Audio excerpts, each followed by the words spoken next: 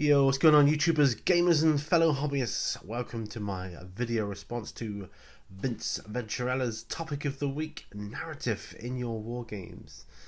Now, I always watch topic of the week without fail. It's one of my regulars that I happen to watch, and sometimes I respond or participate if it's something I feel I can respond to, or if it kind of relates to something that I do or get involved with. Narrative in your war games. This is one that's particularly dear to me because, of course, I love narrative in my war games. I love narrative in all my games, pretty much. And I was thinking, it got me to thinking that narrative gaming and roleplay gaming is there's not a great deal of difference in it. I mean, it's just degrees of complexity, really.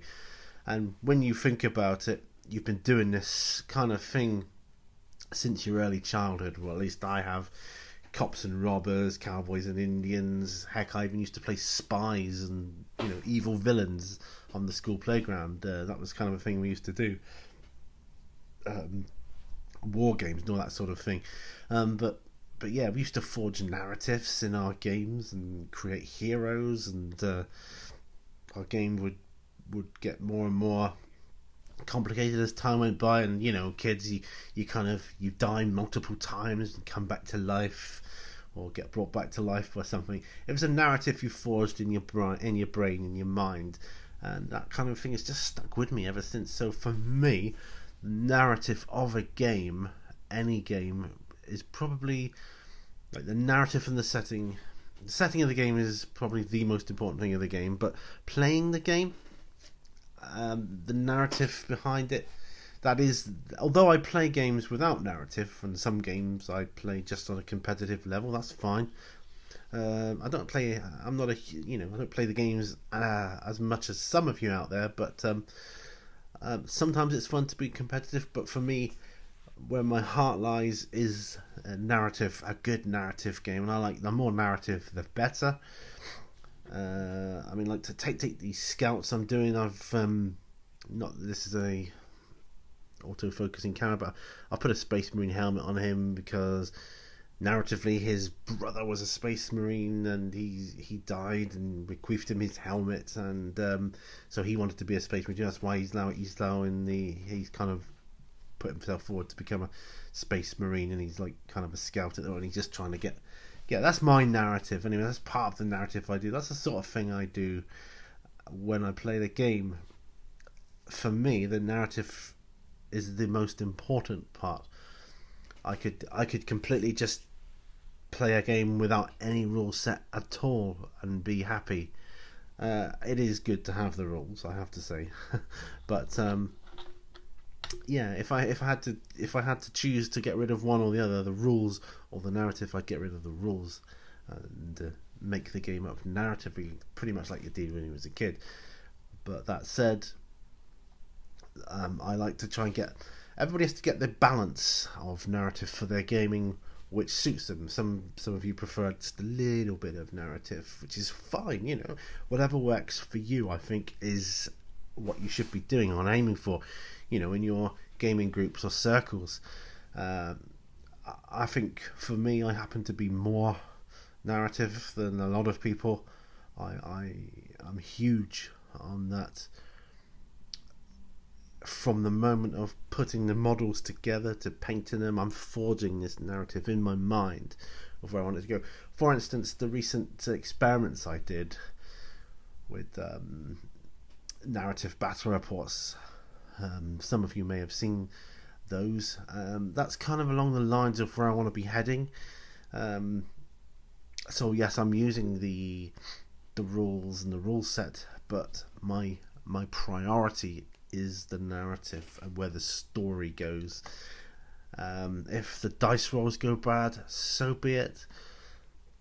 I'm okay. I'm at that point where I'm okay for the story to take a hit. If a character should die, they die. That's cool. Though I'm all for the tables you can roll on for bringing them back. Sorry about the dog barking in the background, by the way. That's don't know, they're excited about something.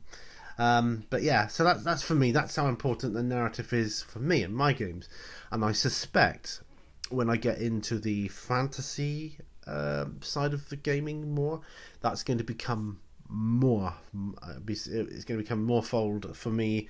I think narrative for me would be play a larger part with a fantasy-based game. Because it would probably be reminiscent of my Dungeons and Dragons time, where obviously narrative is the game.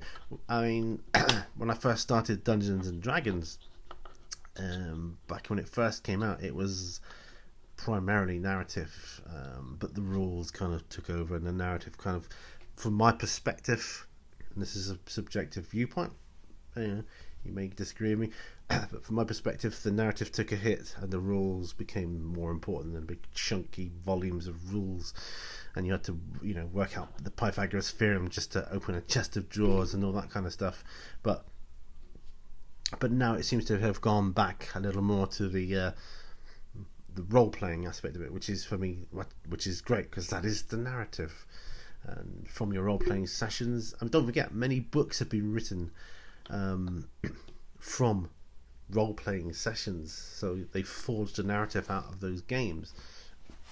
And even board games such as Zombicide and the one I'm looking at the moment, which I've got and painted up, the Mice and Mystics, that's going to be narrative based for me. I like the looks of Mansions of Madness. That looks cool. If I was to be into that, I'd be forging narratives for that as well. But for me, I mean, Zombicide, I play that a lot. I put narratives to that because I like zombies, and the characters in that, I like to forge narratives for them. If they die, they die. Okay, they die. Nobody lives forever, even in my narrative games. But there you go. And that's what I find, ultimately, and this is the important point, that's what I find fun. For me, that's what I find fun, and it's all about having fun.